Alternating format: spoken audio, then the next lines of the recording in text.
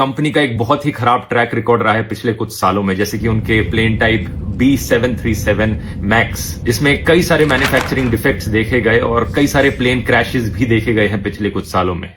सो hey guys, आपको तो बताइए कि अहमदाबाद में जब से प्लेन क्रैश हुआ है, इसमें मौत का आंकड़ा बढ़ते ही जा रहे हैं, जिसको लेकर अब एयर इंडिया कंपनी के ऊपर सवाल उठ खड़े हुए हैं, जिसको लेकर ध्रुव राठी क्या कहते हुए नजर आ रहे हैं उनके बारे में आप वो छोटे से क्लिप देखो।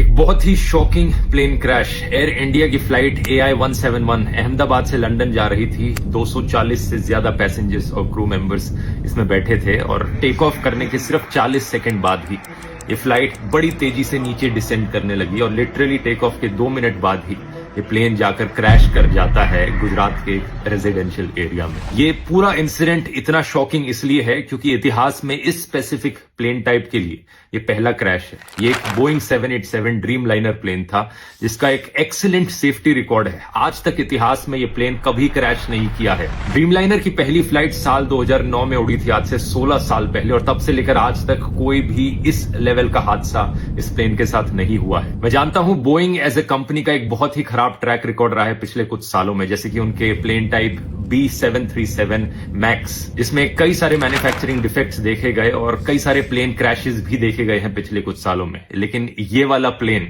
वो नहीं था। इस प्लेन का स्पेसिफिक कोड नंबर VTANB था, जिसे आप इंटरनेट पर जाकर सर्च करोगे तो सारा डेटा मिल जाएगा। ये 11 साल पुराना प्लेन था, कोई ज्यादा पुराना प्लेन नहीं था। ड्रीम लाइनर्स का लाइफ स्पैन 20 से 30 साल तक का होता है। जो पायलट इस प्लेन को उड़ा रहे थे, कैप्टन सुमित सबरवाल, उनका खुद का भी 8200 फ्लाइट आवर्स का फ्लाइट एक्सपीरियंस था, जो कि बहुत अच्छा होता है, तो पायलट भी इनएक्सपीरियंस नहीं थे। अगला सवाल आपके दिमाग में आएगा कि क्या वेदर खराब था? ऐसा भी नहीं था। 1:30 बजे दोपहर के ये क्रैश हुआ। वेदर कंडीशंस अगर देखी जाए तो लगभग 40 डिग्री सेल्सियस के आसपास का तापमान था, कोई ज्यादा तेज हवाएं नहीं चल रही थी, विजिबिलिटी जो थी बहुत ही अच्छी थी, 6 किलोमीटर से ज्यादा की विजिबिलिटी। तो ऐसे में सवाल उठता है कि यहां प्रॉब्लम कहां पर हुई। इसका असली जवाब हमें जल्द ही पता लगेगा। अभी प्लेन के ब्लैक बॉक्स से इंफॉर्मेशन को रिट्रीव किया जा रहा है, लेकिन मोस्ट लाइकली ये पूरा हादसा एक बहुत ही भयंकर टेक्निकल फेलियर का लग रहा है। क्या यहां पर कोई इंजन फेलियर हुआ है मेंटेनेंस फेलियर की वजह से? इसका असली जवाब तो हमें तभी पता लगेगा जब ब्लैक बॉक्स को रिट्रीव करके